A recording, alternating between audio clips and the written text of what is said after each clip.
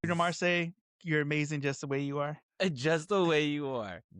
I would sing a song. I could sing a song. I could sing this whole song. You know what? Go ahead and block out 3.5 minutes. I'm looking up the song. I'm gonna sing. I'm dedicating this song. I think I wrote it down right here. I go, oh yeah, I'm taking notes. I actually wrote that down because I forgot I was taking notes. Hey, I may not remember birthdays and phone numbers, but I can remember anime. Yeah, we need you for it. I need you for it. So you got that.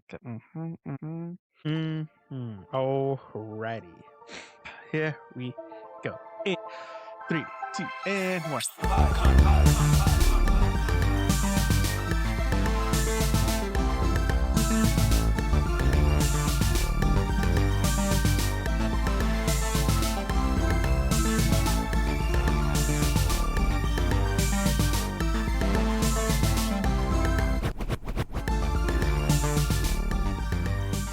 Hey everybody, welcome back to Anime Meat Pod. It's me, joined with my co-host Al, and we are here with some more March Madness, y'all. You ain't lying. You ain't lying. We just got off, last week with some madness, and then we turned it up a notch. I don't know if it continues. If it continues to stair step like this, Joe Banks, you're just gonna be talking to a shell of a man, just like blanks, just a blank. Yeah, you're just gonna turn into a solid question mark. Or this is just my my villain arc. You know what I'm saying? Villain arc. Like, Your after villain we're done origin with this, I'm story. like, you know what? I think I might be a villain. By the end of the month, I'm like, let's do this. You know what I'm saying? I've just been misunderstood this whole time, and now I am here. Maybe somebody come up with my villain name. It can't just be Sal. That's not scary. Sal's your uncle. Uncle Sal. That's not scary. Vader? Sal Vader? Sal Vader? Nah, forget it. I don't know. But you know what? I do know one thing. What's that? Animemi is a podcast where we teach you how to watch and love anime. First episode, every Monday where you listen to podcasts. Every Monday where you listen to podcasts, where you watch podcasts, that is where we are. Because to continue the madness today, we have Kill la Kill. Okay, so I have heard of this show. Okay. You're not surprised by that, are you? I think it was around the time, let me see, that there's some other ones that I think you might have known about, like Samurai Champloo, Afro Samurai. I think those are around the same time frame. So okay, so this might have been, and I think you might have seen this. And there's probably wind of it. I feel like there's some fanfare. So I think I was somewhere. Oh yeah, there's a lot, right? There's a lot. I don't know. I did see a girl one time at a like a convention, and she was dressed like our protagonist here. So I'm like, okay, I know. Not that one. Not that outfit. We'll talk about that later. Dude. This show is wild, and my notes are sparse. I think I wrote it down right here. I go, oh yeah, I'm taking notes. I actually wrote that down because I forgot I was taking notes. Take notes, Sal. Oh snap! Hey, yo, I'm already. Hey, give me the orange monkey eagle chocolate. Okay, I'm back. I'm awake. I'm awake. I need to do a synopsis for the show. Kill la Kill. Kill la Kill. Kill la Kill. After 6 years since the collaboration on the groundbreaking anime series Tengen Toppa Gurren Lagann, no idea if I said any of that right, Hiroyuki Imaishi and Kazuki Nakashima are back to shock the world. Ryoko Matoi is a vagrant schoolgirl traveling from place to place searching for clues to the truth behind her father's death. The woman with the scissor blade. The journey has led Ryuko to Hinoji Academy. Bum, bum, bum. Back at school. Back at school, Joe. That's what we got. We got to have uniforms. We got to have school. We got to have a student being martyred. I was like, this show, like, it starts on 10 and ends at like 11 to 15. Somewhere like there's no downtime on this show. Like they made pretend like it was going to be like just, oh, we're at school, first scene, and then someone kicks open a door. How Germany won the war, I'm assuming. Joe Bang, don't get put on the list, dog. They're gonna like, what'd you say? What'd you say? How'd you know? How did you Oh snap! Someone kicks open a door, and not just any door, like a submarine door, like to classroom, a solid metal. We're talking large crank door, and a man who is larger than life comes in, looking like metalhead Mario Shonuff. You know what I'm saying? Like, got them spikes, the spikes and the boots, the shoulders, them shoulders. You know what I'm saying? Like, I wrote down, this is rambunctious. That's the word I would use, but it's like beautifully rambunctious, because it starts out with this guy. He's like, I'm here to like suss somebody out. If someone was gonna like do something terrible, like he's looking for a terrorist, it looked like. Yeah. And the kid throws a tear bomb. He stands up and then starts running, but then this guy comes after him, and just insanity is let loose. Like there's it's the fact that the kid's running down the stairs. Mm-hmm. He's free falling outside, but as he's free falling, he's laughing every time they get to him. Dude, this show is so fast and so funny. Like it's insane. It's also insanely funny. It's also like, I love the way it's drawn. There's some things that just happen real quick that you like, if you're not paying attention, you go, what is that? And look at this. They got like some really... I was teaching the classroom. There are some like really funny moments like that. There's so we meet our protagonist. Gosh, I already forgot her name. Ryoku. Matoi. Ryoku. Yeah. Ryoku runs into this girl, Mako. Yeah. Mako. Yeah, Mako. Who is like on 10 all the time, and she's like yelling. Also late to school, because anime girls, sleeping class, gotta be eating food like within a 4-second span, like doing all those things. And she's like, I gotta go, I'm late. And you can hear her off in the distance, like running away. She's trying to catch the bus to school. It's like a train. It's like a trolley. Yeah. And she's like, oh no, slow down, stop. And then in the very back, she goes, oh, I made it. Actually, everything's going to be fine. Yeah, and like, if you're not like listening, like if you're not paying attention to that, because I'm wearing my headphones and watching it, so I'm catching every little detail. And I'm like, that is the silliest, like, there's some silliness going on in this show, like juxtaposed with some of the like most insane. It's like a lot of quick hits, like boom, boom, boom. It really is. And it doesn't let up until the very end. Like, we have hit after hit. Yeah. Okay, explain to me, riddle me this, Batman. Goku uniform? Uniforms. Do you know, are we basing Goku uniform on Dragon Ball Z, or does Goku mean something else? So what is... trying to think, because I know... a Goku uniform. I know in Dragon Ball, Toriyama like based all their names off food. Obviously, Goku's Saiyan name was Kakarot, which was short for carrot. You had Vegeta for vegetable. You had Raditz for radishes. Gohan means rice. So a lot of his names were food based. You're blowing my gosh darn mind and just go. And you're just going over it like as if we all know. We all know. That's common knowledge. That's like 2 plus 2. Catch up, Sal. Okay. So Goku is what? Like soup?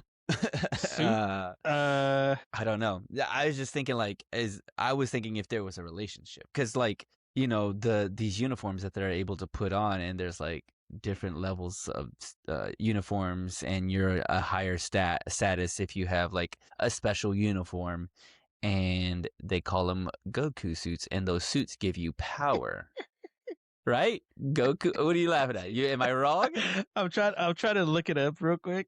Okay. I thought you were like Google pulls up like one of the question, like pre-asked questions and stuff. Oh. I just read one that said, "Does Goku have autism?" The answer is yes. Duh. We're all on the spectrum. This man is just that's pretty good, actually. It's a great question. Yeah, it's a great question, and also emphatically yes.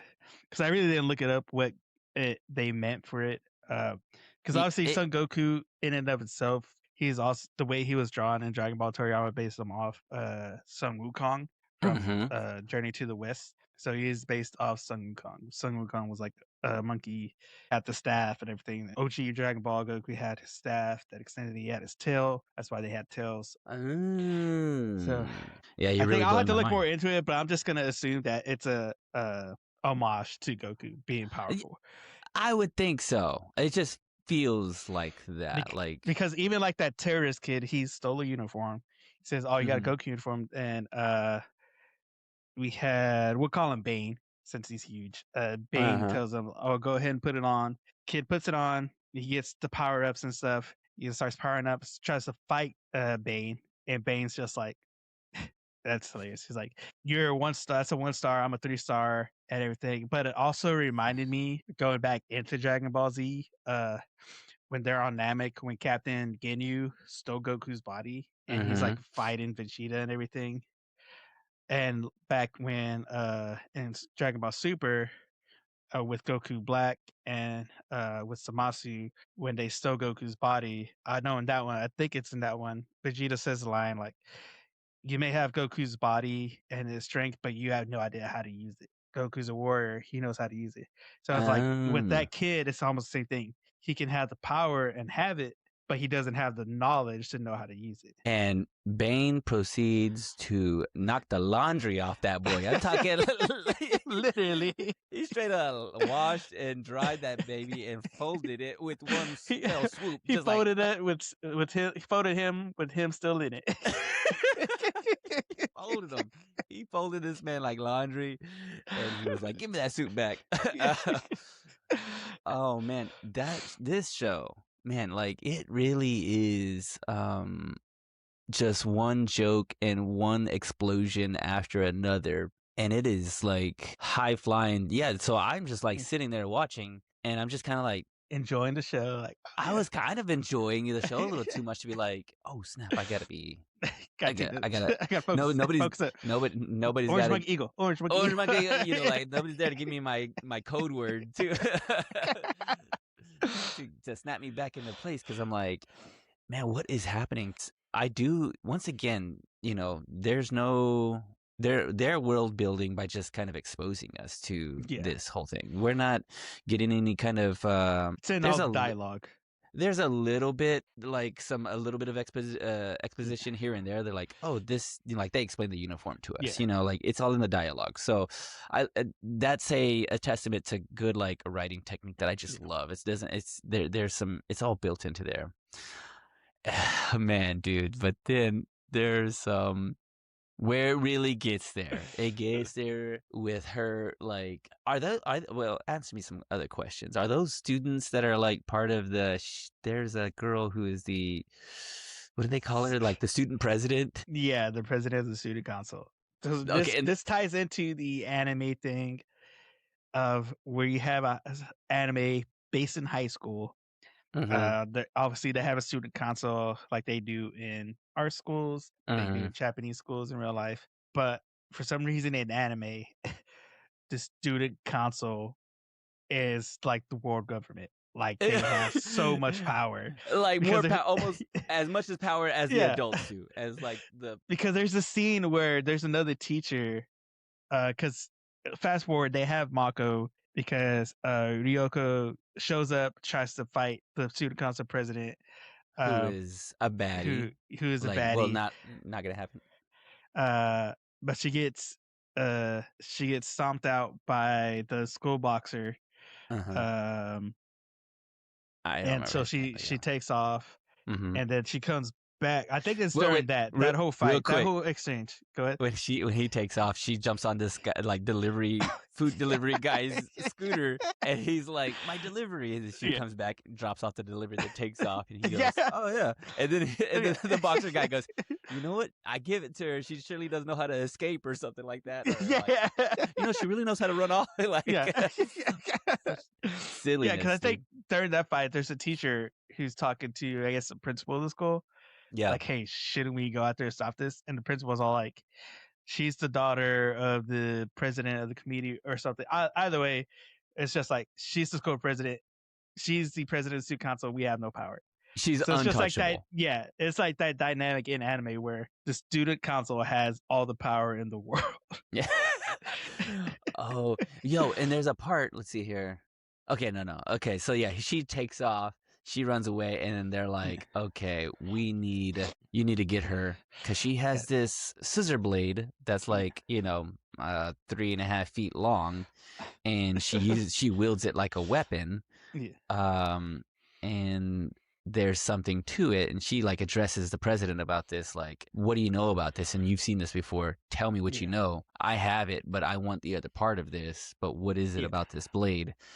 And we don't know. She takes off, and they chase after, or she sends somebody. The student council president sends somebody. She gets she falls down a trap. Yeah.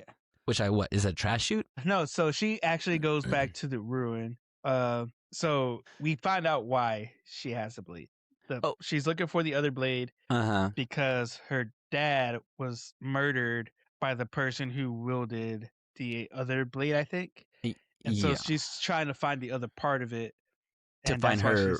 To find the assailant, the murderer of her dad. Yeah. So she's back at her house, talking to, I guess, a burnt photo, trying to like figure out what to do. And then there's the professor that's they're teaching their class. He's there, but he's like on that gray level because we don't know if he's actually good or if he's actually a bad guy. Okay. Because he like drops her down into the old laboratory. I did not clock that. Yeah, he dropped her down into her dad's secret bat cave. Because as she got there, she's like, I didn't know we had a basement this big. So it's dad's secret laboratory and stuff where he was doing experiments. And this is where we went from 10 to 27.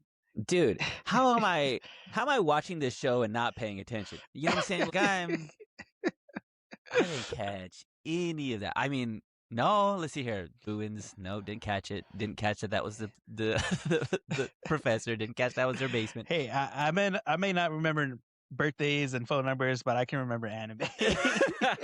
Yeah, we need you for it. I need you for it.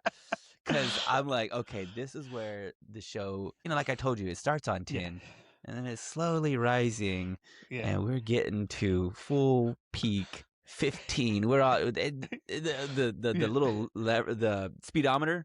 It's just like break. It's just stuck. It's redlining. It's redlining because she finds this uniform, or this uniform finds her, and is like, it has the taste of blood because she cuts herself, and he's like, handsies, to say the least. You take it easy, suit, okay? Like, he's all like, wear me. You don't me. Okay, you're gross. The suit convinces her. I don't know if it's more convincing or non-consensually puts himself on to, like, now she's wearing this suit. Yeah. And she's like cloaked. I guess she's like, so she shows up back. She like sneaks her way back in. We see her like explode with power. So we're like, okay, the suit has given her some sort of power. She's going to sneak back into the school, and she's going to let them have it. Yeah. But they've got Mako up on like they're going to boil her in oil or something. This is so funny. So I watched this. This is high school. Yeah, it's high school. So I watched this both in Japanese and English. In the Japanese dub, he says, bring out the boiler. So you assume, oh, it's water. Yeah. And then he pulls out a shrimp, drops it in. They pour like oil or something in there, and he pulls shrimp out, puts it in there, pulls it back up. They're like, oh, fried shrimp. And somebody in the background says, hey, that's oil. But in the English, they kind of reverse it, where he's like, I can't remember what he says to bring out whatever, but he's all like, somebody who's like, hey, that's oil and stuff. But on the English sub, that's at the very end. It's me in the background going, hey, is that fried shrimp? That's good. I like it. I watched this in the dub. I didn't watch it in the sub, but man, I did love it in the dub, and maybe we'll talk about that later. She starts to let them have it, and then she knocks some guys. She knocks everybody into the boiler, and they come out like fried chicken. And they all like climb out of the. She knocks all the bad guys into the fry daddy. Yeah. And so that's the thing. Like, this show has all these, like, it's rambunctious and wild and insane. She, like, gets Maki, like, off of that torture device and knocks those guys into the fried chicken. Before that, it's as Maki's on the torture device. Oh, she says, oh, everybody's gonna see my underwear. I should have worn my sexy panties today. Yes, dude. And then she continues to go on. She's like, oh no, don't dip me in this. Everybody gonna see through my clothes. Does she want this? But then she so then Ryuko, like Ryuko. right flies up, gets Mako off the torture thing, and then she's like, she tells her to hang on, but she pulls her off and like is flying around with her and like is as stiff as a board. And so whenever she comes across the boxer again, she puts her like a surfboard. Yeah, she's holding her like a surfboard because she's like stiff as a board, and then she like sets her down. Yeah. Oh, I'm like, that's the kind of visual humor that is just like, oh, it's so funny. It's so like simple and easy, but like what a great easy joke. Yeah. And it's just like goes off like gangbusters. It's great. And then they the boxer comes in and he's like challenges her to a boxing match, right? In a ring. Yeah. And then real quick, we see the ring girl. You see the ring girl with like, ring girl outfit, but she's wearing a bathing suit with spikes. But every time it's a new like the boxer comes out and she like the ring girl, you see the ring girl fly away. And that happens twice. Like she's like come out round 2 and she's like the ring girl flies away because he just comes out like boxing.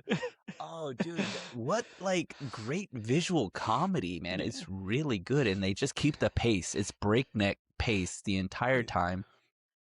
He comes in with his spiraling, his finisher move, and lo and behold, accidentally rips pulls the cloak off and reveals the uniform.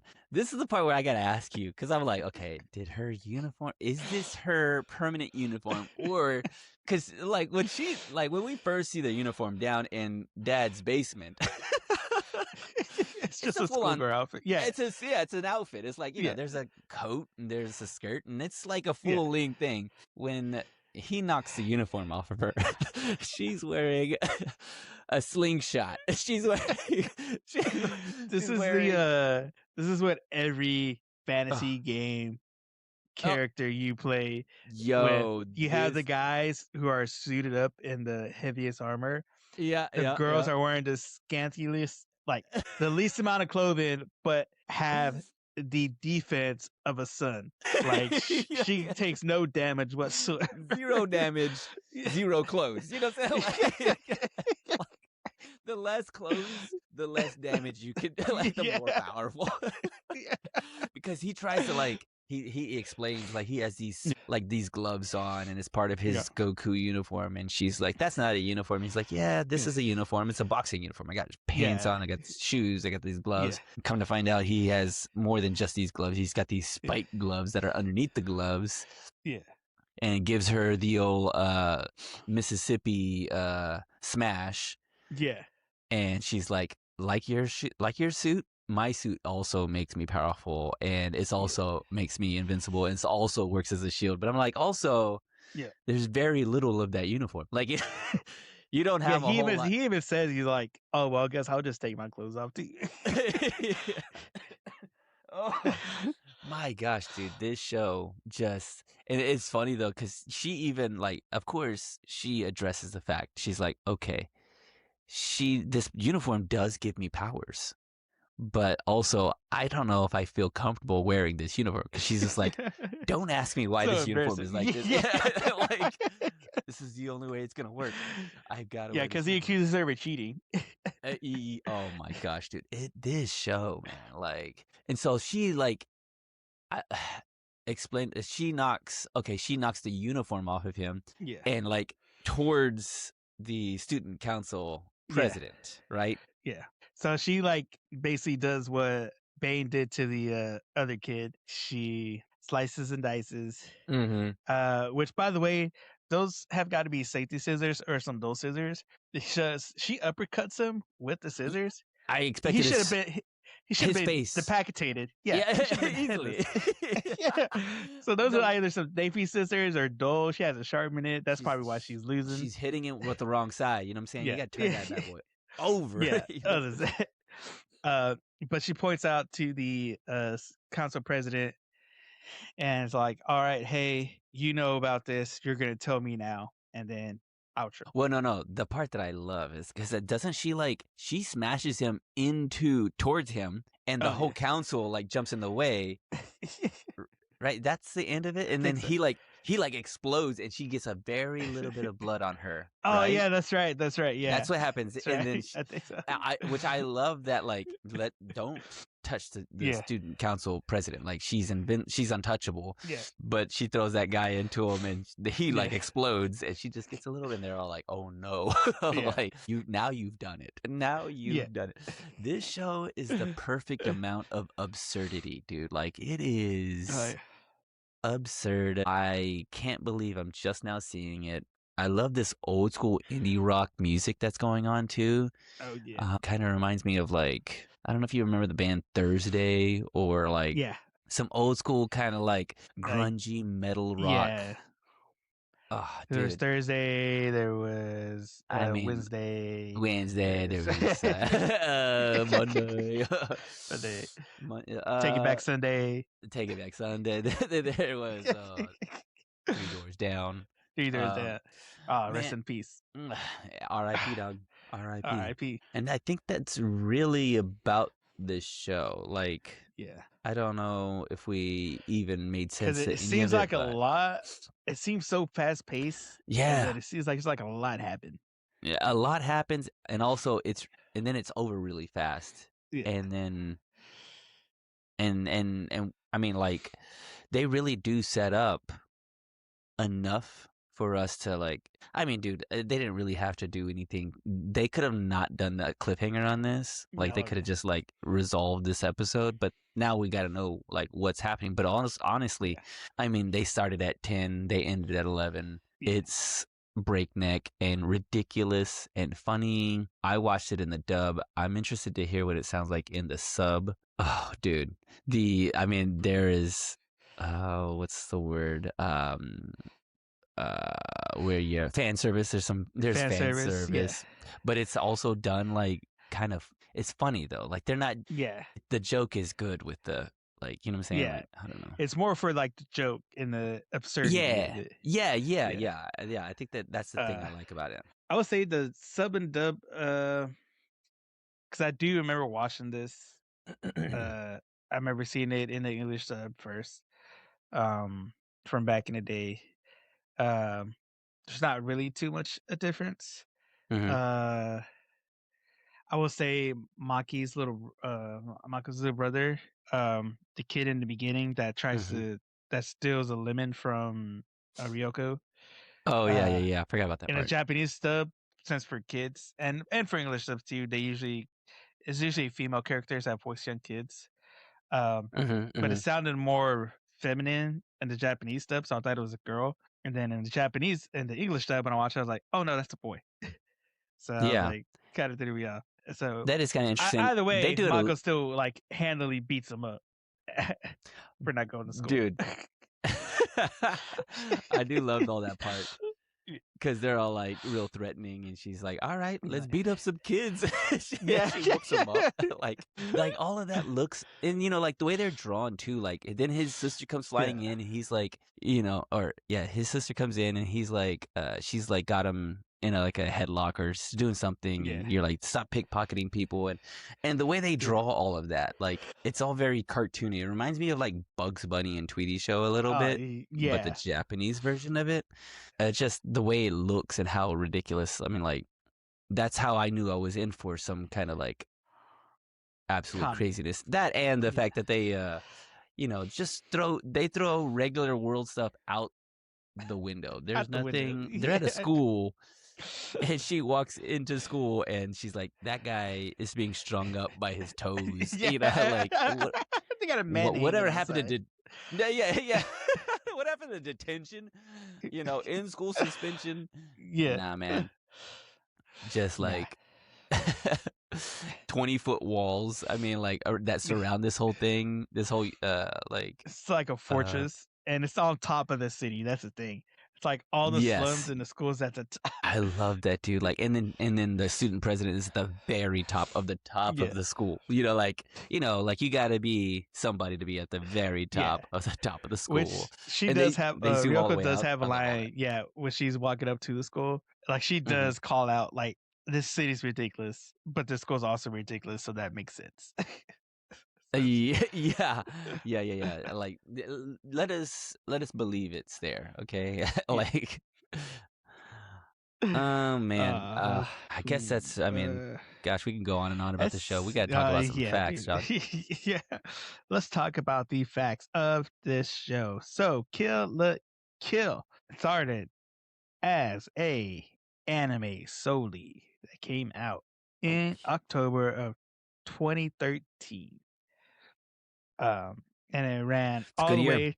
It's a good year. Good year. It ran all the way till March of 2014 and concluded with 24 episodes with one OVA. Ooh. So we're talking like start to finish. They had a story. 24. They told the story. Yeah. In one season. Gave a little epilogue and an OVA. Yeah. Yes.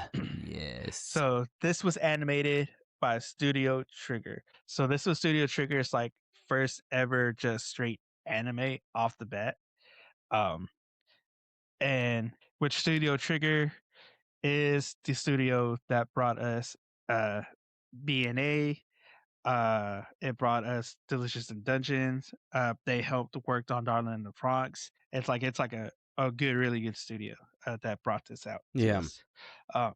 And so this was, of course, directed by Hiroyuki Yamashi and with the script by Kazuki Nakashima, with the character design by Shisho.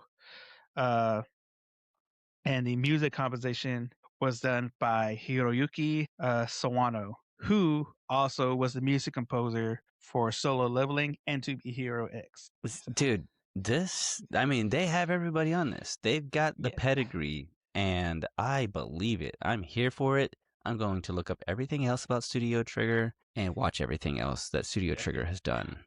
They got it, boy. In spades. So that in spades.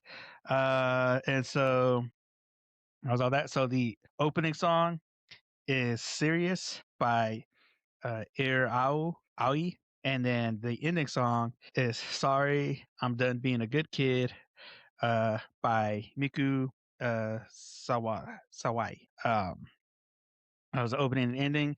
So I think they changed the opening after episode 15. So from 1 to 15, it is Serious for the opening. And then at 16, they changed it. I thought I wrote the second one down, but we can look it up. It's so good.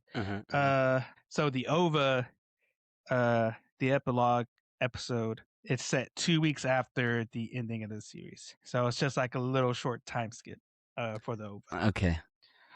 That's cool. And so that was all. And is it like is it like a long, like, is it like an hour, like a movie, like a full-on, or is it? Did I look it up? I didn't write that down. I'll look it up later. I'm pretty sure it's probably like 30 minutes, maybe an hour. That was that. And yeah, this one also aired on Adult Swim in February of 2015. It aired on the Toonami block of Adult Swim. So when Adult Swim had their anime block, that's where this aired. Man, all good things. Is there a video game? Because I'm playing it. There is a video game. called Kill la Kill Yes. If. So Let me guess. It's on the PSP. Nobody's got a PSP, but it's on PlayStation PSP. 4, PC, and I can't remember what else. But yeah, it came out in Japan. It came out in July 25th of 2019, and then it came out on the next day for the UK and the US. But it is called Kill la Kill If. So it's on PlayStation and PC. Can't remember what else. I think Xbox. I'm not sure. By the way, you could play. I'm looking it up. Looking it up, and there is a manga version that came out of this, which that was illustrated by Ryo Akizuki, and it was published by Kodokawa and the Shoten Senen's manga magazine Young Ace, and that went on from October 2013 till February of 2015 with a total of 17 chapters. So it was kind of like how a little bit like Darling in Franxx, where the anime came out first, and then they did a manga version. I am on my Crunchyroll looking at stuff on this thing, and in here, is it on there? There's a part. No. This is the featured music section. Do you know that there's a featured music section on some of these animes? Oh yeah, they have because they have music videos attached to. So there's like there's like there are like songs that are from here. 1, 2, 3, 4, 5. There's like 7 songs that are featured on here. Some of them look like live action of the actual. Yeah, because they have soundtracks and stuff for this anime too. Dude, I didn't even know that existed on here. Oh my gosh. I'm going to absorb everything that is. Yeah, every day. Man. Yeah. So I did write some yeah. Okay, go ahead. Well, hang on. No, go ahead. So I did write some stuff just for like kind of the ideas behind it, like behind the plots and concepts and stuff. Mm-hmm. So this is all going to be based off the Japanese language. So fashion and fascism are almost pronounced and spelled the same. So it's fascism pronounced fascio and fashion pronounced fashion, which has a little N in it. And it is, let me see if I can bring that up. So basically, let's see it? Will it come up? Where'd it go? Let's see here. Okay. Focus. If I can focus it. There we go. You had the Bam, right there. Draw. Okay, I'm seeing it. So before this, so just that is fascist. So that's fascio. And you add this little character and it makes it fashion, which means fashion. So it's like a play on words. And then, of course, the school uniform. So school uniform and conquest are pronounced the same, which seifuku, which is these ones right here. So this one right here is the school uniform, seifuku, and this one is the conquest, seifuku. So a lot of these concepts and stuff are like play on words for Japanese, with how they're pronounced, with how they're spelled, even with like kill, like so it's pronounced kiru, kiru in Japanese. That's how the show's pronounced. So kiru is like a 3 meaning type word, which could be like to slay or kill, or to cut or to wear. Which obviously she has a long scissors to cut. She has it's based off a uniform, which is to wear. So it's a lot of like play on words behind the concepts and the plots. Okay, so yeah, that's how I was gonna say. Where do we get Kill la Kill from? But it's like they're being kind of funny and cute and like tricky about it all. Like fashion kills, fashion kills. She cuts and kills. Yeah, she's got looks that kill. Oh my gosh, this is. I mean, crazy, right? It is crazy. This is so the uniform that she wears, her uniform, that uniform actually has a name, and its name is Senketsu, I think. Yeah.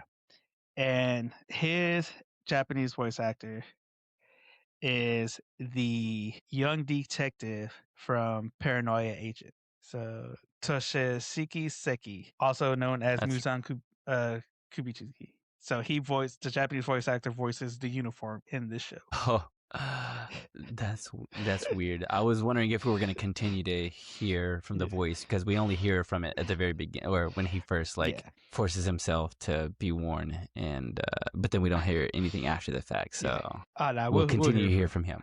Yeah. Okay. Yeah, he'll talk it. I thought that was pretty neat. That's anime cool. We covered last week. We got the guy coming right back at it. From crazy to crazier. Crazy to crazier. He's gonna be on the list. That's what he's trying to get himself on the list. He can't help it. He can't help it. He's already on it. All right. You ready to Guac Talk this? Let's do it, man. I think a lot of the times people can tell when we start chatting about it where I am on the show. So it's like, we don't have to stay for the Guac Talk section, because we know where Sal stands for. But I tell you, you don't know everything. Like, you don't know that immediately after this, I will go back and watch the rest of this whole show tonight, because I've got the time. I'm gonna make the time, dude. This show, man, like, I just love like this whole universe that's being created. Like, it's absolutely wild and absurd, funny, and just like, this show is doing everything that I kind of want. You ever you're like listening to music and you go, man, you know what would be great is if they had like a breakdown, or if there was some sort of point, like they just do the thing that you want. If they did this, this would have been cool. I would have done something like this. Exactly. No notes on this show. I'm watching it and I'm like, don't change a thing. Keep being who you are. Killa Kill. Like, you are being you, baby. Yeah, I mean, it is. What's Bruno Mars say? You're amazing just the way you are. Just the way you are. I would sing a song. I could sing a song. I could sing this whole song. You know what? Go ahead and block out 3.5 minutes. I'm looking up the song. I'm gonna sing. I'm dedicating this song. I'm dedicating this Bruno Mars song to Killa Kill. It might be one of like the best shows. I don't. That's hyperbole. I don't know if I've ever, like, what do I know about anime? But I do know that I was mesmerized a little bit. Like, I kind of lost myself into watching the show, where I'm just like, what is this show doing? And why am I transfixed? What's the through line? Is there a through line? Yes, there is, maybe, but what's everything else going on? Like, how did you come up with all this? Like, this whole world and all this silliness. Like, I just really, I mean, kudos to this show to just go for it and like have all of it work. I'm just saying that from the first episode, like making some real swings, at jokes, and those jokes are really funny.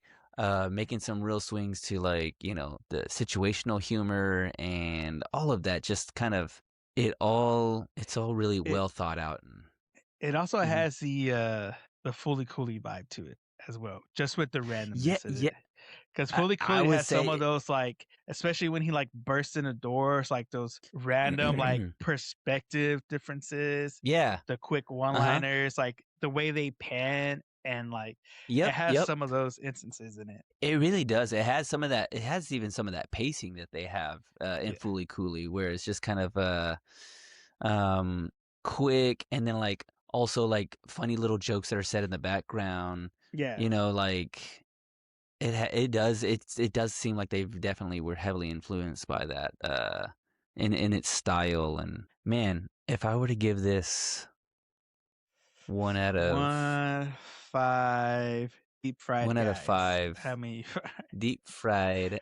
No, let's not do that. 1 out of 5. What if scissor blades? 1 out of 2 scissor blades. 1 out of 2 scissor blades. It didn't get this. 1 out of 10 fried shrimp. In a boiling pot of goodness. Actually, you know what? Here you go, Joe Angel. I got it.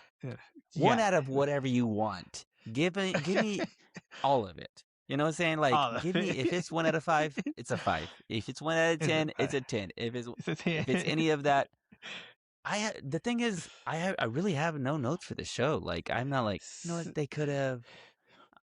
I would have liked, but I'm just Yeah, like, I really am enamored by the show, not just because it is silly and there's a lot of like eye candy, and it's doing all the yeah, simple things that I need. I need explosions, you know what I'm saying? yeah, But also like it's so well constructed. Like the music is so good. yeah. I love the style. The fight scenes are ridiculous and funny, and I mean, Pacing is like it kind of has, good. yeah.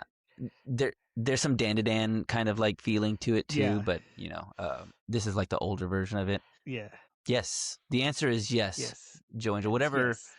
yes. The answer is yes. Whatever. They Like started at this 10, might got to this 11, and I'm is there with them. if it stays this good and I watch the rest of this season, let's be for sure that this will be on my top 10 at the end of the year, if not higher than Yeah. anything else we've ever watched. Honestly, Yeah. I'm that in love with it. So give me That where and you love are with with it. this. How have you watched more of this? Have you watched all of this?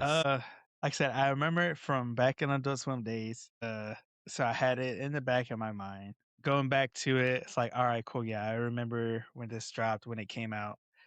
Hit those nostalgia feels. Like I said, it is very like craziness and ridiculous. It is very FOCO is very daunted on. The quips, like I said, the jokes were hitting, the quick jokes, the little one-liners, even in the background, like I said, like with the dialogue in the Mm-hmm. background that are just those quick hits that you notice, like, oh hey, that's funny too. Uh, with Mm-hmm. the just the situational stuff, the comedy there with the styling, like I said, the styling, the drawing, the way it was, it's really I do know what Gurren Lagann is, so it is very similar Mm-hmm. to how that looks, um, which is obvious because it's from those guys. Uh, and the pacing, like I said, it was quick but not too quick, and it like lined up perfectly with everything they were doing. So it didn't seem like Yeah. it was ever too much or like they were forcing too much of it. You Um, couldn't cut any of the show out. It's very yeah, lean. You know what I'm saying? Like you have to have yeah, all of it for it to yeah. You got work. to have all of it to work. And they did a perfect job doing it. The way it looks, the way it's designed, animated, music, everything, all good, so good. For me, I'm going to give it a 10 as well.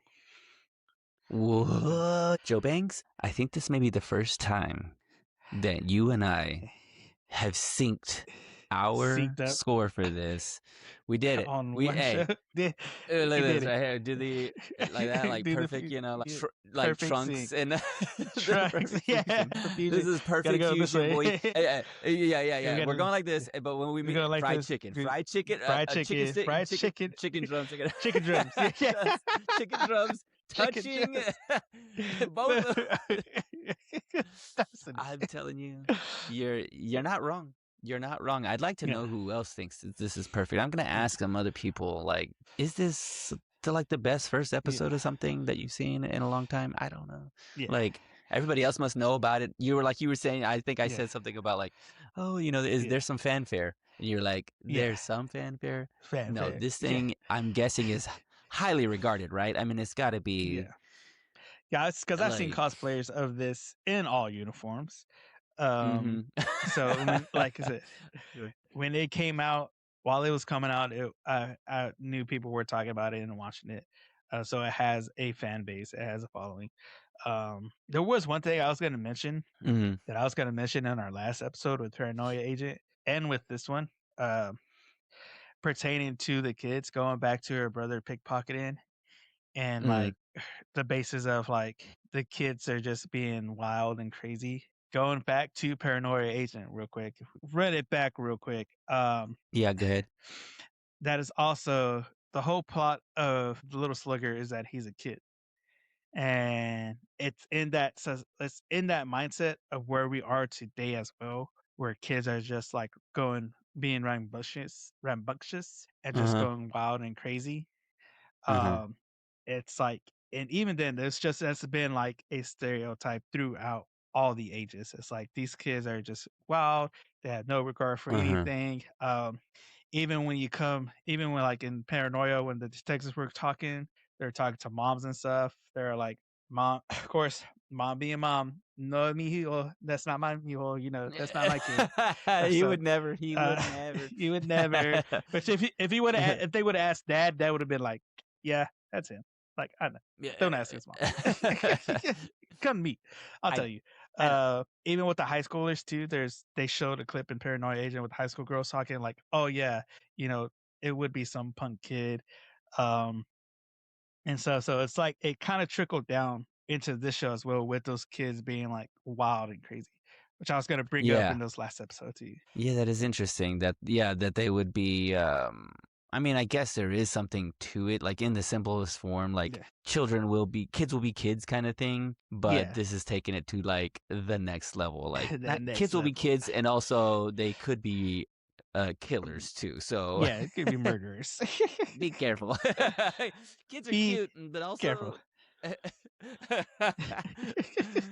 Oh shoot! Hey, Joe Bangs, man. Give me more. You know what I'm saying? Like if this is what March Madness is gonna be, strap on. Go if you find a hat and hang on to it. If you don't have a hat, go buy one and then hang on to it. You know what I'm saying? Because we're about to blow the top off. You know what I'm saying? About to blow the roof off this mug. And where are we blowing that roof at? We are blowing it up at Spotify, on YouTube, on Apple Podcasts, on SoundCloud, on Podbean, where you listen to us, wherever you watch us, that is where we are. And you can also go find us at our website, anime-me.com, where you can find not only this episode, but all the other episodes we have watched. All the other animes we have covered are on there. You can also find the links to all the socials and podcasts and platforms. And you can also find our merch there, because we got that there as well, y'all. You know what I'm saying?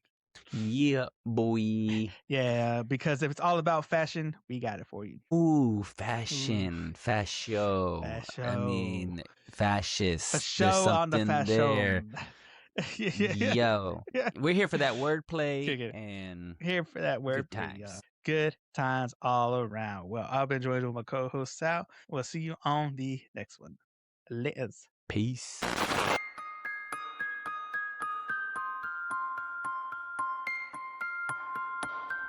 これはアニメミーでした。これから帰国の旅を始めます。ご清聴ありがとうございました。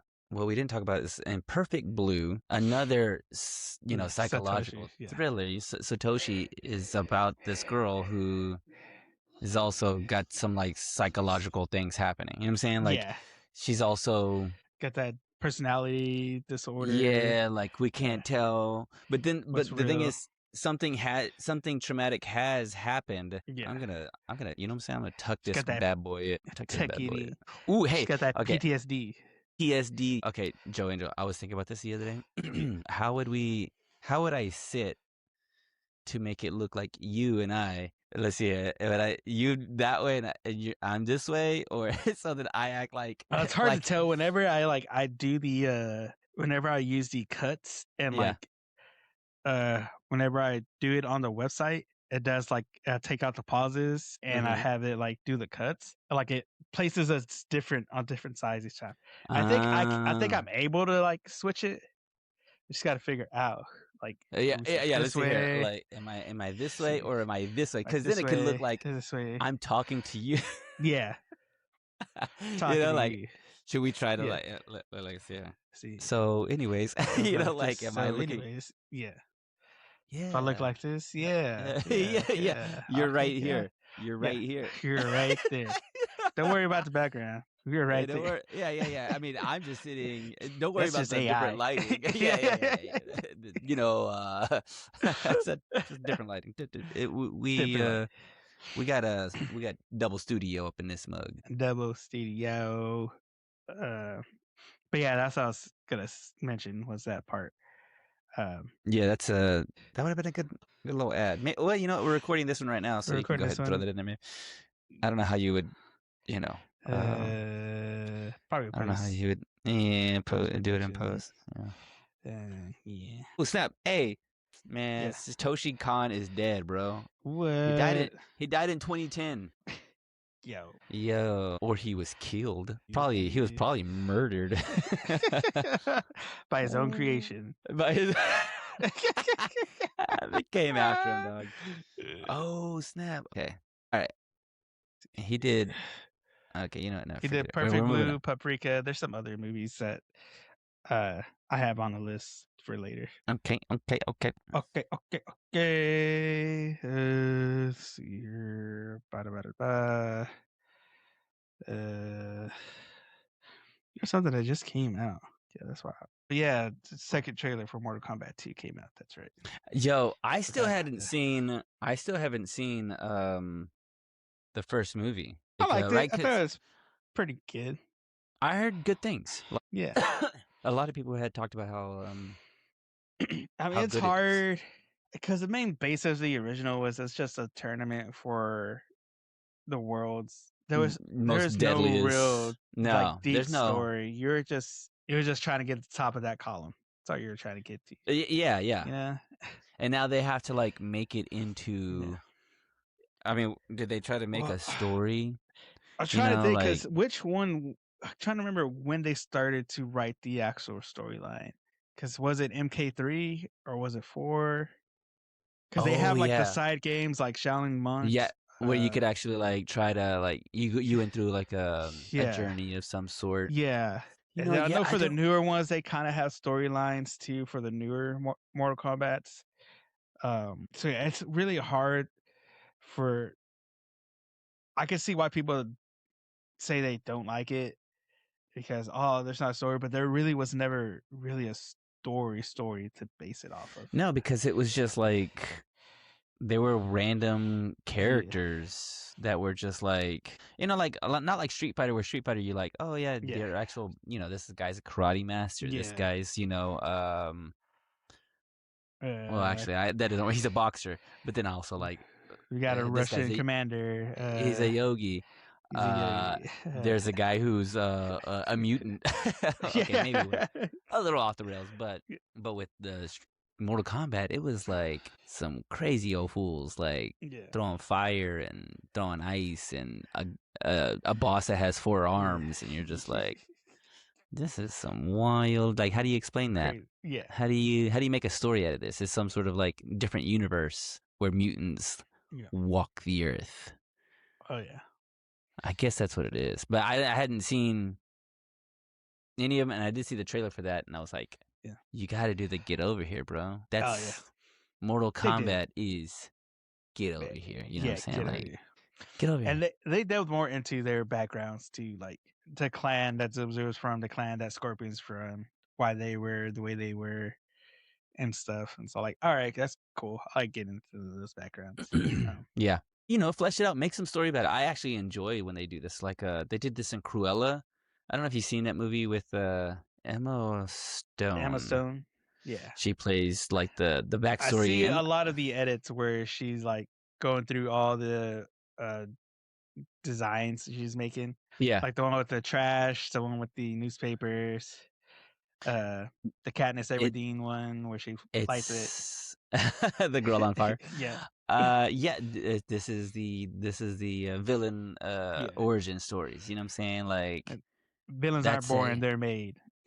Yeah, and we want to watch it a little bit. You know what I'm saying? Like the Joker is that way, Cruella is that way. I'm fine with you just trying to going back. People, I guess they don't like it. They don't. I don't know. Dude. Well, if you have an actress that's saying she hates the original source, then you probably shouldn't make the movie. Oh snap! Don't do that to yourself. Don't do that to yourself. You're gonna ruin the movie. No, I never watched it. I watched the clip and I was like, "Yo, this might be like good." And then it came out, and then people was like, "Dog and trash." Dog and it. I've just seen all the screenshots. Snow White. We're talking about Snow White, right? Yeah, Snow White. Yeah. How? I mean, you're gonna have her standing next to an actual goddess and being like, "She's beautiful." You said it, Joe Banks. You said it. The fairest of them all. The fairest is Snow White. No, girl, you got me looking like the nurse over here. You got me looking at like the side eye from the dog. The dog side eye. Like. No. Let that mirror, like, girl, you a baddie, okay? Girl, like, you're it, okay? You're queen, okay? Like.